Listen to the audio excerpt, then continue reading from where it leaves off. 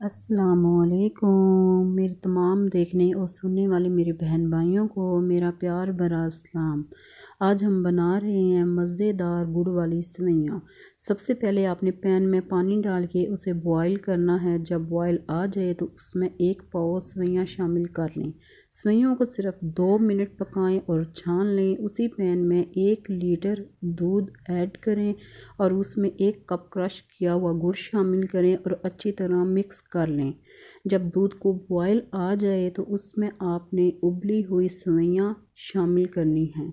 सेवइयाँ शामिल करने के बाद अच्छी तरह मिक्स कर लें। दूध और सेवइयाँ आपस में मिक्स हो जाएं और मीठा आप अपनी मर्ज़ी से कम या ज़्यादा इस्तेमाल कर सकती हैं। लीजिए मज़ेदार गुड़ वाली सेवइयाँ तैयार।